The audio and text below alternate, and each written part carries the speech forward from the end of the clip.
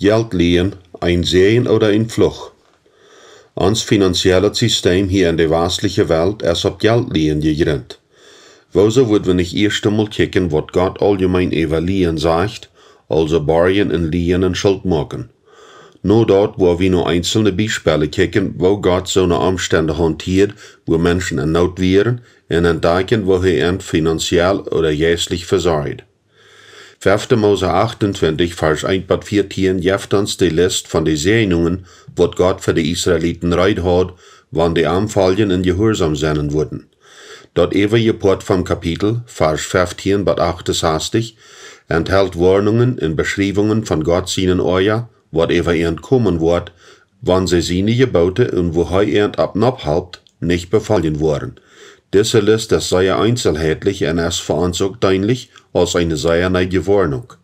Einige mochten diesen Aufschnitt nicht beachten und sagen, dass er im Alten Testament geschrieben wären und wie über im Neuen Testament leben. Ich will aber darauf hinweisen, dass es ohne das Alte Testament nichts was nicht gibt. Der neue Bund ist die Erfüllung von dem Alten Bund. In Römer 3, Vers 31 schrift Paulus klar, dass er die Tora nicht auflehnt, aber dass er in Christus erfüllt ist. Die Wahrheit ist, dass die beide, das Wort, Logos, von Gott sind, und wohnt er seinen Willen zu uns offenbart. In der Aufteilung von Segnungen lesen wir, der Herr wird seinen großen Verrot am Himmel aufmachen und zu der rechten Zeit Rehen geben und die Arbeit segnen, da je ihn vernehmen. Je waren noch viele Felder uitliehen und von keine Barien. 5. Mose 28, Vers 12. Das ist, was Gott von Liehen hält. Wenn du gesegnet bist, kannst du viele was liehen und brauchst du aber selbst noch Barien. Dort passt mit das Prinzip taub, geben es soll je ausnehmen. Apostelgeschichte 20, Vers 35. Ein segnender Aufschnitt mag die Fallen von wat Barien klar. Der Herr wird ihn segnen, kriegt so als er versprochen hat. Die waren an viele Länder uitliehen und von keine selbst liehen. Die waren Macht haben über viele Länder und die waren nicht über jünd Macht haben. 5. Mose 15, Vers 6. Kijk ook wat Sprecher te sagen haft. Die Rijken regieren über die Arme und wer da barcht, ist dem seins Glauben, der am dort barcht. Sprecher 22, Vers 7. Das Prinzip, was wir in Sprecher 22, Vers 7 seinen, ist allgemein. Wenn du wat von wem liest, wirst du von der Person kontrolliert, was die dort geliehen haft. Wem wat liehen haft viel mit Kontrolleiven zu tun. Wat von wem zu liehen, bedeutet kontrolliert zu werden. Und wenn er sieht, was die sind, und er sieht von Segnungen oder Fluch. Was spielt Gott für eine Rolle in das Game von Kraft? Wenn Gott uns segnet, gibt er uns von seiner himmlischen Schatz kommen, und dann können wir sogar an andere uitliehen. Dort ist Gott seine Wahrheit in sein finanzielles System. Dort ist, wo Gott sein Segen uitzet, ganz kriegt ein Gegenteil von wat liehen. Nu, wat von dem Fluch. Die Fremde, die manchjund wohnt, wird mehr und mehr an seinen kriegen, und die waren weniger und weniger kriegen. Die wird nur jünd liehen, und die waren nicht haben, nur arm zu liehen. Hij wird jünd leiden, und die waren arm hinherangehen. All das Schwere wird ab jünd kommen und jünd plagen, bat die ganz an den Grund kommen. Das wird ab jünd kommen, weil sie nicht nur die Vorschriften von dem Herrn jünden Gott gehorcht haben, und haben nicht seine Geboten und Gesetzen geholen, der er jünd ablehnt. 5. Mose 28, Vers 43-45.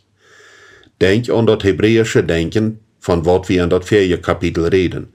Gott redet, ich horch und du dat. Der Prozess hängt nicht davon ab, was ich damit einverstanden sehe oder nicht, oder was ich denke, dass es sein mag oder nicht. Gott braucht hebräische Denken. Ich sage jünd, was zu tun ist. Du kannst das tun oder toch lassen. Du nur was du gesegnet oder gepflegt sein. Das hört sich sehr hart, aber wir müssen die Frage von Verhältnis tiefer bekicken, um zu verstehen, wo Gott schafft. Der Prophet Jeremia hat kein leichtes Leben. Er kriegt Feindschaft, wer ihn sein Volk, wer ihn ihre Übertretungen dodelt, und er Gott sein Gerecht weiten leid. Einmal, als er sich bei Gott darüber beklagt, möge eine interessante Bemerkung. Ich hab nichts geliebt und nichts geborgt, und doch schimpfen sie alle über mich. Jeremia 15, Vers 10. Das ist interessant. Für Jeremia wird das ab anderes Liehen bestimmt eine Ursache für einen Fluch. Und, wenn er was bargen muss, wird das unbedingt auch nicht hinsehen. Das wie Jeremia ganz verständlich. Aber wo so haft Gott dit in der Bibel abbewahrt, dat Jeremia sich beklug. Du moet eine Ursache sein, wie in Paulus schreibt, alle Schrift von Gott gegeven, das wird von uns zu belehren, uns uit te beteren, ons recht te wezen en ons te inrechten, wo recht te leven. 2 Timotheus 3, Vers 16. Die Beschreibung von Jeremia seine Klacht dient weins für diesen Zweck. Dort bestätigt, dat het nicht in Serien ist, Geld zu lehen oder Geld auf Entras uit te lehen, ein dort als dat freiwillig ist oder bemacht wird. Gott hat einen Zweck, dat Jeremia seine Klacht in der Bibel mit anhaft. Direkt regieren über die Arme, und wer da barcht, ist dem sein Sklav, der ihm dort barcht. Sprecher 22, Vers 7. Kann wie dort so sein, wenn Gott sein Wort sagt, dass es so ist? Ich kann nicht länger regeln und winken und sagen, in unseren Tiden ist es anders. Von daher ist es nicht mehr anwendbar, von daher ist alles anders. Weil wir dem Barger sein Sklav sein, Mammon seine Deiner, wem's Deiner will wir sein? Im Deutschen haben wir zwei Wörter, wat von datselfde Ding reden und haben aber ein ganz unterschiedliches Gefühl an sich. Entras in Woche. In der westlichen Welt ist Entras wat positivet, und bloß dann, wenn wir feilen, dass die Entras zu hoch sind, reden wir davon aus, wenn das wat schlechtet ist. Rainer Kessler hat das biblische Verständnis von Entras in Woche untersucht und sagt so: Wenn die Schrifttexte Entras oder Woche als wichtig Wort brocken, meint dort alle Orten von Entras, nicht bloß so, was überdreven hoch ist. Wenn dort Wort Woche abkommt, kann jemand den Eindruck kriegen, dass der Text bloß überdreven hohe Entras verdammt, und dort, wenn das nicht so ist, dann ist das gut. Aber das ist nicht, was die Bibel lehrt. Die deutsche Menge-Übersetzung braucht meist immer den Ausdruck von wucherende Entras, weins 11-mal im Alten Testament. Andere Übersetzungen brauchen die Wort Entras oder Woche. Das hebräische Wort unterscheidet nicht zwischen den zwei, und daher ist Entras in Woche dasselbe. Entras trägt in der Bibel immer eine negative Bedeutung. Mag Gott dort kein Unterschied zu Wort wie Geld liehen, vielleicht um einen Notfall zu decken, um zu verbrocken, für die Firma, um ein Habengut zu vermehren, oder Geld liehen, um ein Haus zu bauen, wo dann das, was gehen steht? In mein Studieren habe ich in der Bibel noch darüber gefunden. Wenn Gott hier nicht Freiheit dafür gibt, dann soll wir auch nicht. Vielleicht kann wir jemand, was seine Firma verratet hat mit der Halb von Geld liehen von der Bank, und der sind nu rik Frau, und sind dabei noch beispielhafte Christen, was fehlte dem Buch von Gott sein Recht beitragen. Das kann sein, aber das einreicht vor dich nicht, wo man was durchkommt. Die Methode mit den zwei Gottheiten bedient, dass uns das Dollar was der Regen zu tun ist, als auf was für ein Verhältnis das Geld liehen ihren Grund hat. Das Verhältnis, was durch Liehen zustande kommt. Wenn einige von uns das auch kann kriegen, der geredet Geld direkt zu worden, bedeutet das noch gar nicht, dass Geld liehen ein Sehen ist. Das ist auch Wahrheit, dass einige Menschen Millionärs worden durch Lässerien spielen. Aber wir können dann immer noch nicht sagen, dass Lässerien oder andere Wege von Geldabspielsaten durch ist, um Reichtum zu erreichen. Die Wahrheit ist, dass die meisten Menschen arm waren, wenn sie mit Geld spielen, wegen ihrer Begier und daran gebunden haft. Das System von Kredit schafft Krieg so. Im Großen und Ganzen waren Menschen armer, wegen sie immer tiefer in Schulden entgehen. Jede Nachforschung von den Schuldzahlen von 30 Jahren zurück im Vergleich von der Durchschnittsschuld von vandaag beweist diese Wahrheit. Bemerkt diese Nummers von den USA, um das zu erklären. Im Jahr 1910 wird die gesammelte Schuld $1 Billion. Und das wird dann $12,40 Schuld für jeder Bürger. Im Jahr 1920 wird die gesammelte Schuld $24 Billion. Und das sind $228 Schuld für jeder Bürger. Im Jahr 1960 wären das $224 Billion gesammelte Schuld. Und das ist $1.575 Schuld für jeder Bürger. Im Jahr 2009 wären das $11.000 Billion gesammelte Schuld, und das ist $35.000 Schuld für jeder Bürger. Der Interest für diese Schuld allein wie im Jahr 2009 über 450 Billionen. Und bemerkt die dort, dieser Interest ist bloß für ein Jahr. Wir waren vielmal verleiht zu glauben, dass wir uns mehr Schuld machen müssen, um in die Ökonomie nicht zu stärken, dort uns Erfolg wasen kann. Aber die Nummers wiesen, dass das nicht Erfolg vermehrt, aber bloß die Schuld vermehrt. Mehr Lehen gibt mehr Erfolg, was für ein falscher Beschluss. Die Wirklichkeit beweist das Wort. William Engdahl erklärt dit an Power of Money, so es steht. Wenn man die ganze USA nur die Banken geben würde, um die Schulden zu bezahlen, würde noch so viel überblieben als 2 oder 3 USA. Thomas Jefferson, einer von den Gründungsvätern von den USA, sagt, und nicht ohne Ursache, wenn die amerikanischen Menschen dort jemals zulassen waren, dort private Banken dort Gedreih von dort Geld kontrollieren wollen, erstens durch ablosen und dann durch abplatzen, dann waren die Banken und die Firmas, wat in der Umgebung von den Banken entstanden sind, die Menschen ihr Haben gut stehlen, bei ihre Kinder ohne ihr einen Tag über ihren Kopf abwaschen, auf dort Kontinent, wo ihre Väter annahmen. In Deutschland sieht das nicht viel anders. Geliedet Geld, ein Sehen. Jeder Gesellschaft, wat am geliedet Geld gebüht ist abgeblost. Der freut sich an falschen Erfolg, wenn man dort nur sein wird, wo viel Geld bereit ist, wird dort wiesen, dort bloß Schuld geblieben wird. Ist das Evangelium, was wir die Welt bringen wollen? Sind das die Lösungen, was Gott für sein Volk im Sinn hat? Nee. Anders gesagt, ist dort von der Wiedergehen von Sklaverei in unsere menschliche Gesellschaft annehmbar?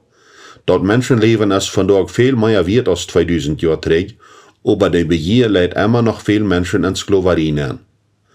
Wo ist dort mit Geld liegen, um ein Haus zu kaufen oder zu bauen?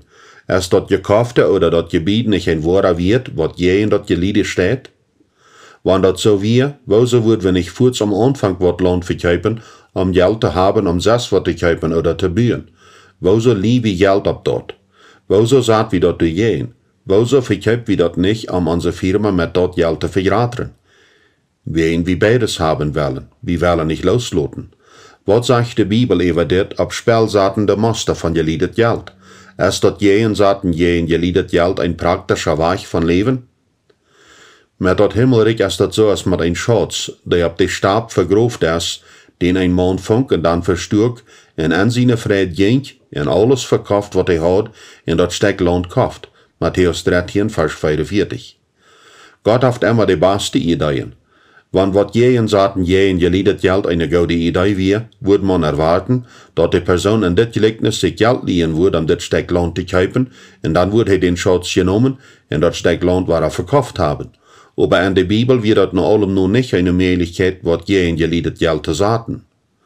Wenn Gott uns wat gibt, brück wir nicht wat liehen oder du jeden saten.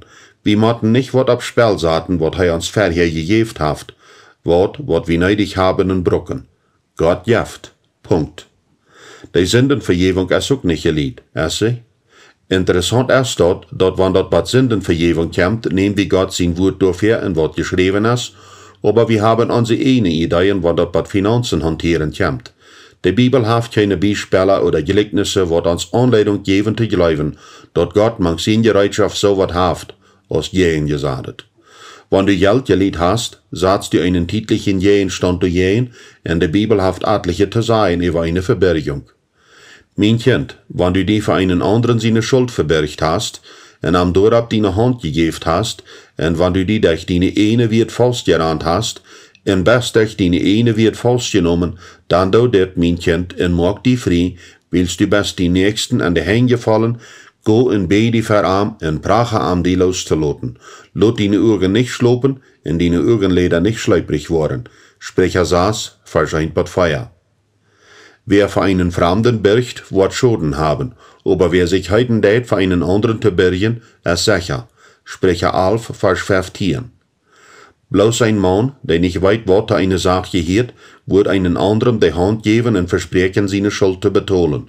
Sprecher 17, Vers 18. Sie nicht ein Mann, der sich durch ein Handrieren verbirgt, einem anderen seine Schuld zu betonen. Sprecher 22, Vers 26. Bot je in eine persönliche Geldschuld zu saten und sich für einen anderen zu verbergen, sind nicht einen dasselbe, aber wenn ich wat jehen sagt, verspreche ich mein einet Eiendom jehen die Schuld. Nicht für einen anderen, so ist diese Schrift falsch, aber für meine eine Geldschuld. Wenn ich so tue, stelle ich mir in die Hände von einer anderen Person und davon soll wir wegbleiben. Das geht nicht um meine Doten zu reich werden. Solange wir uns versichern zu reich werden, wollen die Unterholungen darüber niemals abhören. Im Grund genommen geht das beim wat jehen Saten erstens um das Verhältnis, was ich mit meinem Versorger hab. Das bringt die Frage über die, wer ist wirklich mein Versorger? Und das macht sich nicht mit was ich mir wünsch, oder was meine Werte sind, aber mit was Wirklichkeit ist. Wenn die Gott du nur gefragt hast, ob die wirklich dort Eigendom geben will, was die zu kaufen jankert, und die dort reine Licht dort gegeben haft, dann kannst du ruhig sein, dort Gott nicht eine Verbergung nötig hat. Braucht keine Garantie, oder dort wie du wat gehen saten. Gott selbst gibt die sein Wort, mit sein gauder Nomen, mag verwach und fahre einmal rüt. Und wenn nicht wat det, kannst du immer noch dort verkaufen, wat die wirklich best als Garantie gehen zu saten, du mit dort, wat du dich kaufst, zu betonen. Wenn Gott mir wat nicht geben will, oder wenn ich wat will, wat Gott nicht haben will, dann ist dort eine große Versicherung, dass ich mir selbst zu halben versieg. Mammon ist so kostlich reut mit seine halb uns selbst zu halben. Ich wiederhole, das ist eine Frage von Vertrauen und Verhältnis. Wem vertraue ich? Wer kann mein Meister sein? Wem will ich dienen? Meinen Vater am Himmel oder Mammon? Aber wir leben am 21. Jahrhundert und sie sagen, dass wir uns nicht nur die alten Geschichten rechten kennen. Wollen wir nur ein Beispiel checken. Haribo ist eine deutsche Süßigkeitenfirma, die am Jahr 1920 gegründet wurde, und sie sind weltweit die größte Firma von dieser Ort. Alles fängt mal mit 2 Brüdern und etliche Sack Zucker an. Sie haben teilgenommen und exportieren ihrseits über die ganze Welt. Aber kannst du dort glauben, dass diese Firma nur 1950 kein mal Geld geliehen hat? Sie haben ihr Waschen ohne geliedet Geld angekriegt. Von da aus Haribo im Jahr 1950 eine schlechte Erfahrung hat, haben sie dort angekriegt, indem sie alles mit topgesportes Geld bezahlten und sie werden nicht durch geliedet Geld finanziert. Haribo ist keine Firma auf dem Hinterhof. Im Vergleich mit Haribo ist unsere eine Firma eine kleine Milch. Aber dort ist ein Beweis, dass es in unseren modernen Tiden wirklich möglich ist zu waschen, ohne von der Bank Geld zu liehen. Wir können gar nicht mehr sagen, dass man ohne geliedet Geld geschäftlich nicht waschen kann. Keiner darf sagen, dass Gott sein System an verdagsche Tiden nicht anpasst. Das ist ganz passend und schafft mitten in Deutschland, mitten in uns ökonomisches System in dem Mitte von der Welt. Das geht zu tun.